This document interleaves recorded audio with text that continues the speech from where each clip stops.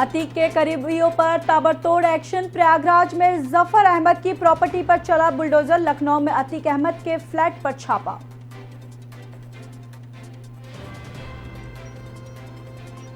मध्य प्रदेश विधानसभा में बजट पेश। एमपी की जनता पर नहीं कोई नया कर। इंदौर भोपाल मेट्रो के लिए 710 करोड़ रुपए। होली से पहले आम जनता को झटका। घरेलू और कमर्शियल एलपीजी सिलेंडर हुआ महंगा। 50 रुपये महंगा हुआ घरेलू एलपीजी। आज से G20 मंत्रियों की 2 दिवसीय बैठक। यूक्रेन युद्ध पर हो सकती है चर्चा।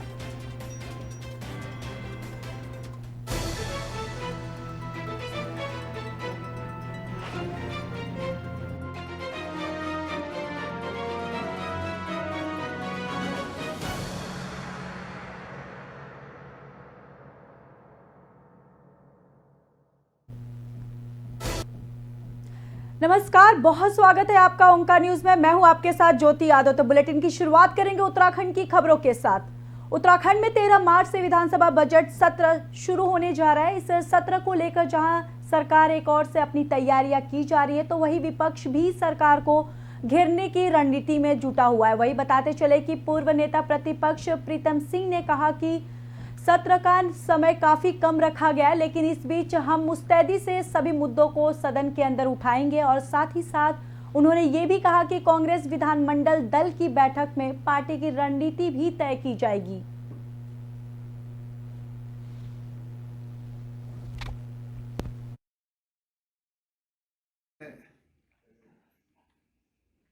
विधानसभा का सत्र जो है सरकार ने आहूत किया है। बजट सत्र है, लेकिन बजट सत्र की जो अवधि है उस अवधि में तमाम विषयों को समायोजित कर पाना बड़ा मुश्किल है। हमारी कोशिश होगी, हमारा प्रयास होगा कि हम ज़्यादा से ज़्यादा जो विषय हैं उनको सदन के अंदर उठा करके सरकार को घेरने का काम करें। प्राथमिकताएं क्या रहेगी, कांग्रेस विधानमंडल दल की जो बैठक होगी उस बैठक में हम तय करेंगे कि किस विषय को किस प्राथमिकता के आधार पर सदन के अंदर। तो चलिए बढ़ते अगली खबर की ओर। लोकसभा चुनाव को लेकर 10 लाख बूथों को मजबूत करेगी बीजेपी। वहीं प्रदेश प्रवक्ता मधु भट्ट ने बताया कि बीजेपी के राष्ट्रीय अध्यक्ष जेपी नड्डा की अध्यक्षता में बीजेपी मुख्यालय में बैठक हुई है और जहां पर 2024 के लोकसभा चुनाव के लिए जमीनी स्तर पर तैयारी की समीक्षा भी की गई। साथ ही उन्होंने ये भी कहा कि मुख्य फोकस और एजेंडा जमीनी स्तर पर संगठन को मजबूत करने और बूथ को मजबूत करने और आगामी 6 राज्यों के चुनाव की समीक्षा करने पर था। वहीं मधु भट्ट ने कहा कि राष्ट्रीय अध्यक्ष जेपी नड्डा ने कहा कि पार्टी 10 लाख बूथों को मजबूत करने जा रही है। इसके साथ ही मार्च में 2 लाख शक्ति केंद्रों में राष्ट्रपति द्रौपदी मुर्मू का बजट पूर्व भाषण सुनाया जाएगा और बैठक में ये भी चर्चा हुई कि राज्य को कैसे मजबूत किया जाए। मधु भट्ट ने साथ ही ये भी बताया कि बीजेपी का 1 करोड़ सेल्फी अभियान शुरू हो गया है और आगामी लोकसभा चुनाव के मद्देनजर बीजेपी महिला मोर्चा केंद्र सरकार की अलग अलग कल्याणकारी योजनाओं की महिला लाभार्थियों से संपर्क करने के लिए इस अभियान की शुरुआत भी हो गई है।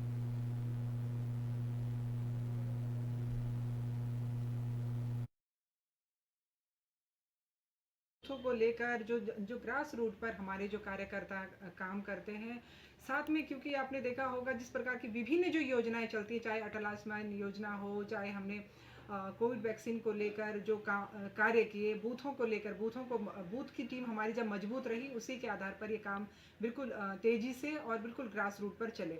उनको प्रबंधन को लेकर, उनकी मजबूती को लेकर हमारी जो बैठकें हैं, माननीय जो हमारे राष्ट्रीय अध्यक्ष जी हैं उन्होंने भी बूथों की बैठक ली है। साथ में हमारे जो राज्य में है, राज्य में भी उनको मजबूत करने के लिए बैठकें लगातार चल रही हैं हमारे।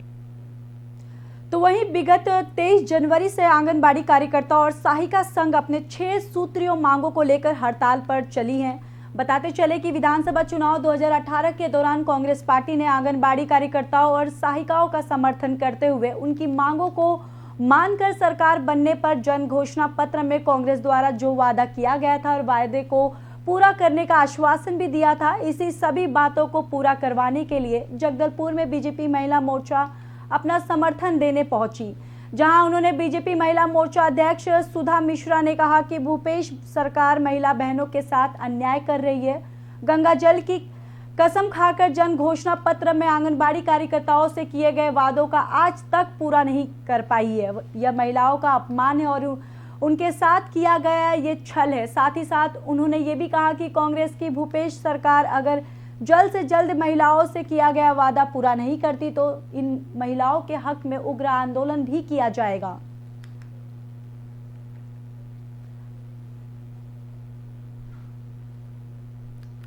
तो बता दें कि आंगनबाड़ी कार्यकर्ता अपनी मांगों को लेकर लगातार हड़ताल कर रही हैं। बताते चले कि विधानसभा चुनाव 2018 के दौरान कांग्रेस पार्टी ने आंगनबाड़ी कार्यकर्ताओं और सहायिकाओं का समर्थन करते हुए उनकी मांगों को मानकर सरकार बनने पर जन घोषणा पत्र में कांग्रेस के द्वारा जो वादा किया गया था वो वादा पूरा करने पर सरकार आश्वासन दिया था। लेकिन इन सभी बातों को पूरा करवाने के लिए जगदलपुर में बीजेपी महिला मोर्चा अपना समर्थन देने पहुंची और उन्होंने कहा कि बीजेपी महिला मोर्चा अध्यक्ष सुधा मिश्रा ने कि भूपेश सरकार महिला बहनों के साथ अन्याय कर रही है और गंगा जल की कसम खाकर जन घोषणा पत्र में आंगनबाड़ी कार्यकर्ताओं से किए गए वादों को आज तक सरकार पूरा नहीं कर पाई है।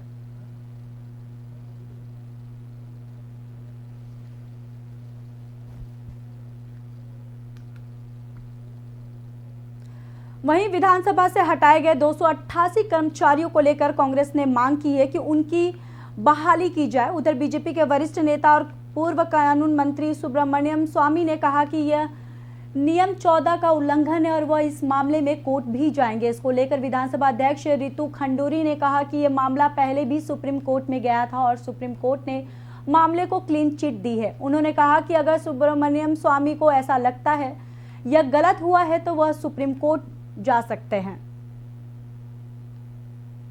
तो बता दें कि 228 कर्मचारियों को लेकर कांग्रेस ने मांग की है उनकी बहाली की जाए। उधर बीजेपी के वरिष्ठ नेता और पूर्व कानून मंत्री सुब्रमण्यम स्वामी ने कहा कि नियम 14 का उल्लंघन है और वह इस मामले को कोर्ट लेकर जाएंगे। और इसको लेकर विधानसभा अध्यक्ष रितु खंडूरी ने कहा कि यह मामला पहले भी सुप्रीम कोर्ट में गया था और सुप्रीम कोर्ट ने मामले को क्लीन चिट दिया है। और साथ ही साथ उन्होंने कहा कि अगर सुब्रमण्यम स्वामी को ऐसा लगता है तो ये गलत हुआ है तो वही उन्होंने कहा कि वह सुप्रीम कोर्ट जाए।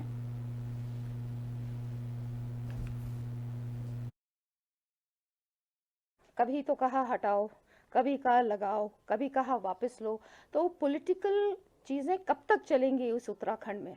समय आ गया है कि हम बहुत वरिष्ठ लोग हैं, राजनीति उत्तराखंड में मुझसे बहुत पहले से लोग कर रहे हैं, लेकिन क्या हम उत्तराखंड के युवाओं के लिए सोच रहे हैं? क्या सहानुभूति पूर्वक उनके लिए हम सोच रहे हैं कि नहीं सोच रहे हैं? इसका आत्मचिंतन करें, मंथन करें और उसके चलिए बढ़ते अगली खबर की ओर। देहरादून में 4 धाम को लेकर तैयारियां शुरू कर दी गई हैं, जहां सरकार चारों धामों में दर्शन के लिए आने वाले यात्रियों के लिए व्यवस्था चाक चौबंद करने में जुटी हुई है। तो वहीं पुलिस प्रशासन द्वारा 4 धाम यात्रियों की सुरक्षा और ट्रैफिक व्यवस्था सुधार को देखते हुए तैयारियां तेज कर दी गई है। डीजीपी अशोक कुमार ने कहा कि इस बार 2000 से अधिक पुलिसकर्मी चारों धाम में तैनात किए गए हैं। इसमें 6 कंपनियां पीएससी भी है ताकि यात्रियों को किसी भी तरह की समस्या ना हो। और वहीं डीजीपी अशोक कुमार ने बताया कि इस बार कई नई पोस्ट खुली है और साथ ही ड्रोन कैमरे से चारों तरफ की निगरानी भी की जा रही है। तो 4 धाम यात्रा को लेकर तैयारियां शुरू कर दी गई है। और वहीं बताते चले कि सरकार चारों धामों में दर्शन के लिए आने वाले यात्रियों के लिए व्यवस्था चाक चौबंद करने में जुटी हुई है। और साथ ही साथ पुलिस प्रशासन द्वारा भी 4 धाम यात्रियों के लिए सुरक्षा और ट्रैफिक व्यवस्था सुधार को देखते हुए तैयारियां तेज कर दी। और वही बताते चले कि डीजीपी अशोक कुमार ने कहा कि इस बार 2000 से अधिक पुलिसकर्मी चारों धाम में तैनात किए गए हैं और इसमें 6 कंपनियां पीएससी भी है जो यात्रियों को किसी भी तरह की समस्या ना हो ये सब देखेगी। और साथ ही साथ उन्होंने ये भी कहा कि इस बार कई नई पोस्ट भी खुली और साथ ही ड्रोन कैमरों से भी चारों तरफ की निगरानी की जा रही है।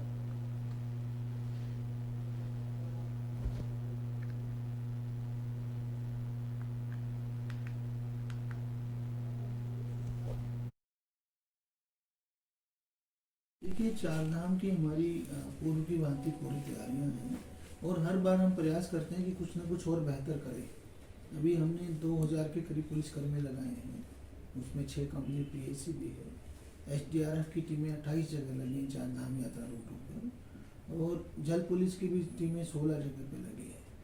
इसके अलावा 133 पॉइंट हमने ट्रैफिक के आइडेंटिफाई किए हैं जिससे यातायात सुगम चलता रहे, और 57 जगह पे टूरिस्ट पुलिस केंद्र बनाए हैं। कुल मिलाकर के हमारा प्रयास है कि चार धाम यात्रा पूरी तरह सुगम हो, सुरक्षित हो, यात्रियों को, तीर्थयात्रियों को कम से कम असुविधा हो। तो उसी और जो उनको जैसी जिस भी तरह की हेल्प की जरूरत है वो पुलिस द्वारा दी जा सके। और हम इसको उत्तराखंड पुलिस ऐप्स में भी इसकी डिटेल डालेंगे। हम ये भी अपील कर रहे हैं कि हर आदमी जो चार धाम यात्रा कर रहा है उत्तराखंड पुलिस ऐप पे जाके स्टेटस भी देख सकता है, रास्तों की क्या स्टेटस है, आने वाले दिनों में क्या होने वाला है, भीड़ की क्या स्टेटस है। तो दूसरा, पिछले वर्ष जो हेली फ्रॉड के उसमें प्रकाश में आए थे, तो उससे भी मैं अपील करता हूँ लोगों से उससे बचा जाए। और सिर्फ आधिकारिक वेबसाइट जो है उसकी वो भी हम डाल देंगे, उत्तराखंड पुलिस पेज पे भी डाल देंगे, ऐप पे भी डाल देंगे, उसी से टिकट खरीदे जाए। देखिए, चार धाम की हमारी पूर्व की भांति पूरी तैयारी। आगामी चारधाम यात्रा को देखते हुए जनपद पौड़ी पुलिस भी अपनी तैयारियों में जुटी हुई है। चारधाम यात्रा के अहम पड़ाव लक्ष्मण झूला इलाके के तीर्थ श्रद्धालुओं के साथ गंगा में डुबकी लगाते वक्त कोई अनहोनी न हो, इसके लिए वहां जल पुलिस की एक टुकड़ी के साथ एसडीआरएफ में भी जवान की तैनाती की गई है। वहीं एडिशनल एसपी शेखर चंद्र सुवाल ने जानकारी देते हुए बताया कि लक्ष्मण झूला इलाके में चारधाम यात्रा के दौरान विशेष सतर्कता बरती जाएगी।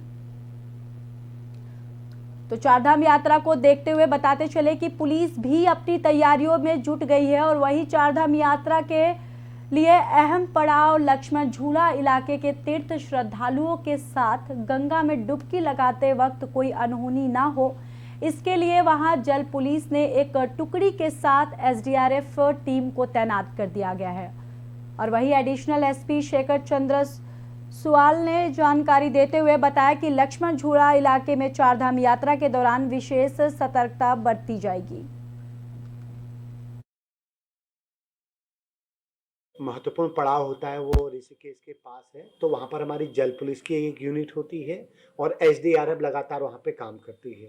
क्योंकि वहाँ पर साइन बोर्ड गंगा जी के किनारे लगाए गए हैं और हमारी पुलिस गश्तरत रहती, तो ये नौबत नहीं आएगी कि लोगों के साथ कोई मिसहैपनिंग हो और रेस्क्यू के लिए तुरंत वहाँ पर रिस्पॉन्स मिले। महत्वपूर्ण पड़ाव होता है वो। अल्मोड़ा में इन दिनों होली की धूम मची हुई है, जहां देर रात तक होली गायन की महफिलें जमी रही। वहीं दिन में महिला होलियारों द्वारा होली कार्यक्रम कराए जा रहे हैं, जिसमें नगर की महिलाओं समेत रंगकर्मी कलाकार और स्थानीय लोग हिस्सा लेने पहुंच रहे हैं। और वहीं अल्मोड़ा में आज ऐतिहासिक मां नंदा देवी मंदिर परिसर में होली कार्यक्रम का आयोजन किया गया। इस दौरान महिला होलियारों ने झोड़ा चाचरी समेत कई होली गीत गाए। साथ ही महिला होलियारों ने स्वांग रचाकर कई ज्वलंत मुद्दों पर लोगों को जागरूक करने का भी काम करती हैं।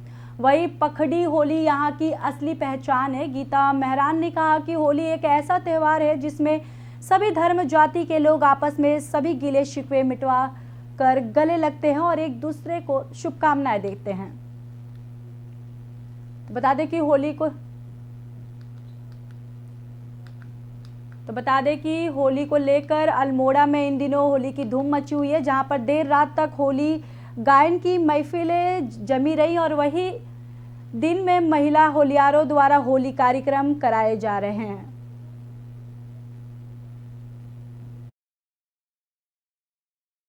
त्योहार है, इसे बहुत ही हम लोग प्रेम पूर्वक मनाते हैं।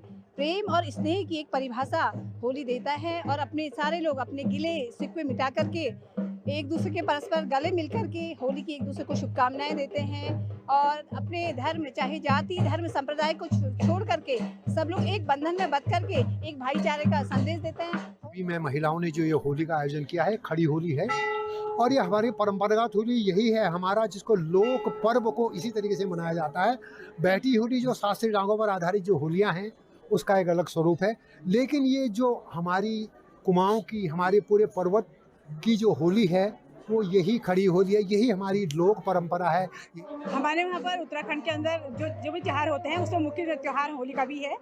यहाँ पर होली बैठकी होली भी होती है और खड़ी होली भी होती है, परंतु अब समय बदलते जा रहा है। पहले से पुरुष ही खड़ी होली को क्या करते थे, पर अब महिलाएं सभी चीज़ में भागीदारी करती हैं, तो खड़ी होली भी करती हैं, बैठकी होली भी करती हैं और सारी महिलाएं आ करके अपने उत्साह वर्धन करती हैं, क्योंकि वो घर से होली का जो रिदम है इस प्रकार का बजता है कि सारी जो घर में बैठी हुई महिलाएं हैं भी वो भी। तो वहीं अगली खबर अल्मोड़ा से है, जहां पर मेडिकल कॉलेजों में पहले से ही डॉक्टरों की भारी कमी है। इसके बावजूद भी सरकार ने मेडिकल कॉलेज के बेस अस्पताल में तैनात अब 12 सीनियर रेजिडेंट डॉक्टरों का एक साथ पिथौरागढ़ में ट्रांसफर कर दिया है। वहीं चिकित्सकों द्वारा विधायक मनोज तिवारी को ज्ञापन भी दिया गया है, जिसको लेकर अब मामला गर्मा गया है। वहीं स्थानीय विधायक मनोज तिवारी ने अब मोर्चा खोल दिया है। मनोज तिवारी ने कहा कि मेडिकल कॉलेज में चिकित्सकों को वैसे भारी कमी है और पूरे पर्वतीय क्षेत्र में स्वास्थ्य बदहाल है। इसके बावजूद भी 12 चिकित्सकों को एक साथ ट्रांसफर करना अल्मोड़ा की जनता के साथ खिलवाड़ है। उन्होंने चेतावनी दी कि अगर चिकित्सकों के ट्रांसफर नहीं रोके गए तो वो आंदोलन करने को बाध्य होंगे। तो बता दें कि लगातार चिकित्सकों की कमी के होने के बावजूद भी 12 सीनियर रेजिडेंट डॉक्टरों को एक साथ पिथौरागढ़ ट्रांसफर कर दिया गया है, जिसको लेकर चिकित्सकों द्वारा विधायक मनोज तिवारी को ज्ञापन दिया है। और वहीं आपको बता दें कि स्थानीय विधायक मनोज तिवारी ने अब इस मामले में मोर्चा खोल दिया है। मनोज तिवारी ने कहा कि मेडिकल कॉलेज में चिकित्सकों की वैसे ही भारी कमी है और पूरे पर्वतीय क्षेत्र में स्वास्थ्य बदहाल में, इसके बावजूद 12 चिकित्सकों को एक साथ ट्रांसफर करना अल्मोड़ा की जनता के साथ खिलवाड़ है।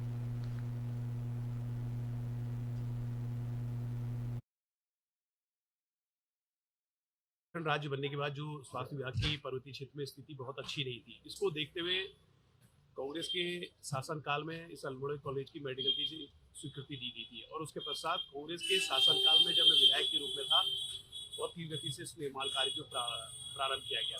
और आज जब ये मेडिकल कॉलेज अपने अस्तित्व की ओर जा रहा था और प्रदेश सरकार ने एक फरमान जारी करके हमारे जो संविदा चिकित्सक है, जो अपने विभिन्न विषयों के विशेषज्ञ हैं, उस मेडिकल कॉलेज से 12 संविदा चिकित्सक जो बॉन्डधारी है उनको पिथौरागढ़ बेस चिकित्सालय में 12 की 12 को एकदम स्थापित कर दिया है। ये बिल्कुल न्याय संगत नहीं है। जहां इस मेडिकल कॉलेज को अस्तित्व आने में, पूर्ण रूप से संचालित होने में कौन की आवश्यकता थी, फैकल्टीज की आवश्यकता थी, हमारे टेक्नीशियन की आवश्यकता थी, बहुत सारी चीजों की आवश्यकता थी।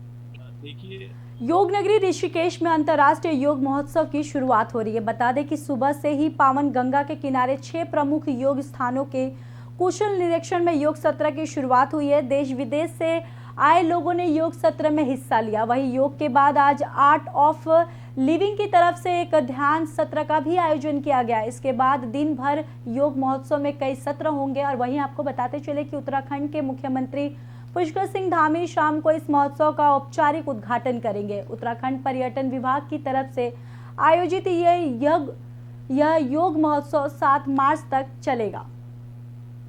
तो अंतर्राष्ट्रीय योग महोत्सव की शुरुआत हुई है। बता दें कि सुबह से ही पावन गंगा के किनारे 6 प्रमुख योग स्थानों के कुशल निरीक्षण में योग सत्र की शुरुआत की गई है, जहां पर इस योग आयोजन में देश विदेश से आए लोगों ने योग सत्र से हिस्सा लिया। और वहीं योग के बाद आज आर्ट ऑफ लिविंग की तरफ से भी एक ध्यान सत्र का आयोजन रखा गया है। इसके बाद दिन भर योग महोत्सव में कई सत्र होंगे।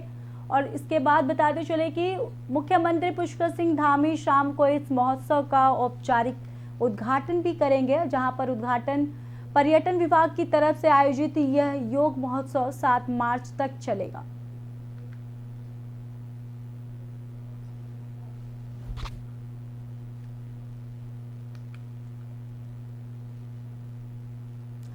लक्ष्मण झूला थाना क्षेत्र अंतर्गत नीलकंठ मोटर मार्ग पर गरुड़ चट्टी के पास संचालित किए जा रहे शराब के ठेके का विरोध फिर से शुरू हो गया है। स्थानीय लोगों ने शराब के ठेके को शिफ्ट करने की मांग को लेकर 1 दिवसीय धरना दिया है और इस दौरान प्रशासन के खिलाफ जमकर नारेबाजी भी की है।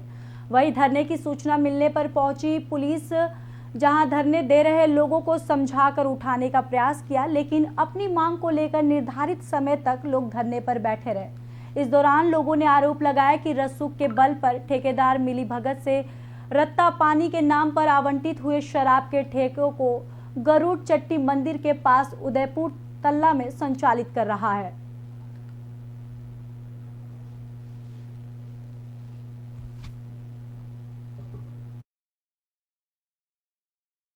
शराब का ठेका तीर्थ नगरी पावन पवित्र धाम में खुला हुआ है, जो कि हमारे नीचे 20 मीटर पे गंगा जी है, जिसको हम पवित्रता की ओर मानते हैं सनातन धर्म में। और बिल्कुल गंगा जी के गोद में ये शराब का ठेका संचालित कर रखा है, जिससे इस क्षेत्र में लाखों हजारों संख्या में श्रद्धालु आते हैं, उनकी आस्था पर ठेस पहुंचती है। सारे जो है यहाँ से मदिरा लेके और गंगा के पास बैठे, आप गंगा का अगर निरीक्षण करें, किनारों का निरीक्षण करें, तो वहाँ दुनिया भर का जो है आप जो है एक खोखे बोतलों के खोखे पड़े आपको मिलेंगे। तो क्या पतित पावनी गंगा को आप जो है एक तरफ धर्म की बात करते हैं, आप एक तरफ पवित्रता की बात करते हैं, दूसरी तरफ आप गंगा को जो है दूषित कर रहे हैं, तो इसके लिए कौन जो है दोषी है?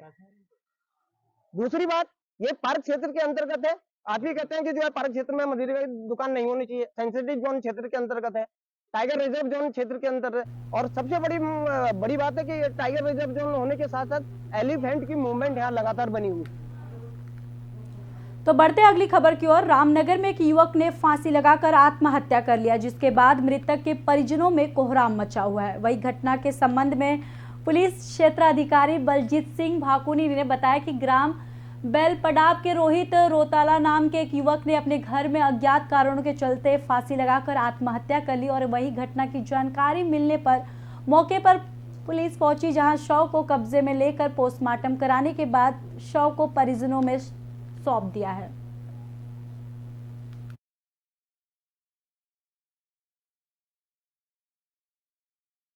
आज सुबह सूचना मिली है कि एक व्यक्ति द्वारा फांसी लगाकर आत्महत्या कर ली गई है। इसके संबंध में हमारे द्वारा मौके पर गए और उसके द्वारा फांसी लगाकर आत्महत्या करी गई है। रोहित रौतेला उसका नाम है। पंचायतनामे की कार्रवाई की गई है और जैसी भी तहरीर होगी अग्रिम कार्रवाई की जाएगी।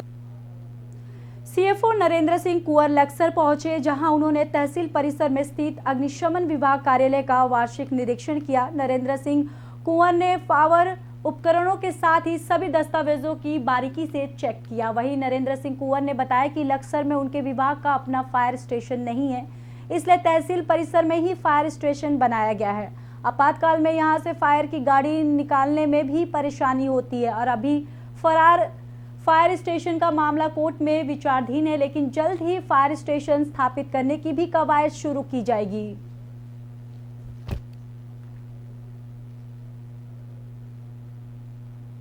फिलहाल खबरों में इतना ही। बाकी खबरों के लिए देखते रहिए ओंकार न्यूज़।